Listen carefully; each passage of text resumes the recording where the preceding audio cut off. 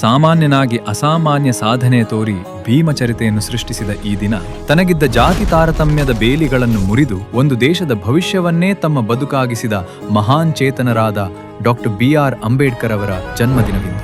April 14, 1891 ಮಧ್ಯಪ್ರದೇಶದ ಮಾಹೋನಲ್ಲಿ ಜನಿಸಿದ Bhimrao doctor B R. Ambedkar ಆದದ್ದು ಒಂದು ಅಸಾಧಾರಣ ಸಂಗತಿ. ಬಾಲ್ಯದಲ್ಲೇ ಅಸ್ಪೃಶ್ಯತೆಯ ನೋವುಂಡ ಅವರು ಶಾಲೆಯಲ್ಲಿ ನೀರು ಕುಡಿಯಲು ಕಷ್ಟದ ಪರಿಸ್ಥಿತಿ ಎದುರಿದ್ದರೂ ತಮ್ಮ ಜ್ಞಾನದ ದಣಿವನ್ನು ಇನ್ನಷ್ಟು ಹೆಚ್ಚಿಸಿಕೊಂಡರು. ತಮ್ಮದೇ ಬದುಕಿನ ಸಂಕಷ್ಟಗಳ ನಡುವಲ್ಲೂ ಉನ್ನತ ಶಿಕ್ಷಣ ವ್ಯಾಸಂಗಕ್ಕಾಗಿ ವಿದೇಶಕ್ಕೆ ತೆರಳಿದರು. ಅಮೆರಿಕ ಮತ್ತು ಲಂಡನ್ನಲ್ಲಿ ಅರ್ಥಶಾಸ್ತ್ರ, ರಾಜ್ಯಶಾಸ್ತ್ರ ಮತ್ತು ಕಾನೂನಿನಲ್ಲಿ ಪಾಂಡಿತ್ಯ ಪಡೆದರು. ಕೇವಲ ಪದವಿಗಳನ್ನಷ್ಟೇ ಅಲ್ಲ, ಸಮಾನತೆಯ ಕನಸನ್ನೂ ಹೊತ್ತು ತಂದರು. ಮೂಕನಾಯಕ ಪತ್ರಿಕೆಯ ಮೂಲಕ ಶೋಷಿತರ ಧ್ವನಿಯಾದರು. ಮಹಾಡ್ ಸತ್ಯಾಗ್ರಹ ಮತ್ತು ಕಾಳಾರಾಮ್ ಮಂದಿರ ಸತ್ಯಾಗ್ರಹದ ಮೂಲಕ ಸಮಾನ ಹಕ್ಕುಗಳಿಗಾಗಿ ಅಹಿಂಸಾತ್ಮಕ ಹೋರಾಟ ನಡೆಸಿದರು. ದಲಿತರ, ಹೆಣ್ಣು ಮಕ್ಕಳ ಹಕ್ಕುಗಳಿಗಾಗಿ ದುಂಡುಮೇಜಿನ ಪರಿಷತ್ತಿನಲ್ಲಿ ಪ್ರತಿಭಟಿಸಿದರು.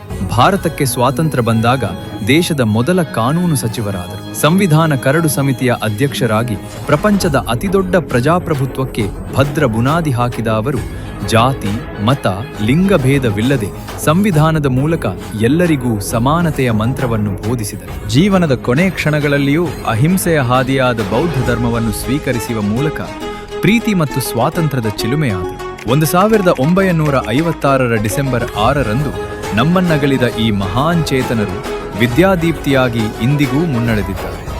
ಬಹುಮುಖಿ ಸಂವೇದನೆಯಿಂದ ಜೀವಿಸಿದ ಅವರ ಆದರ್ಶಮಯ ಬದುಕು ಇಂದಿಗೂ ಅದೆಷ್ಟೋ ಮನಸ್ಸುಗಳಿಗೆ ದಾರಿದೀಪವಾಗಿದೆ. ಅಂಬೇಡ್ಕರ್ ಎಂದರೆ ಕೇವಲ ಒಬ್ಬ ವ್ಯಕ್ತಿಯಲ್ಲ, ಅದೊಂದು ವಿಚಾರಧಾರೆ. ಶಿಕ್ಷಣ, ಸಂಘಟನೆ ಮತ್ತು ಹೋರಾಟವೇ ಅವರು ಜೀವಂತಿಕೆಗೆ ಪ್ರೇರೇಪಣೆ. ಜೈ ಭೀಮ್.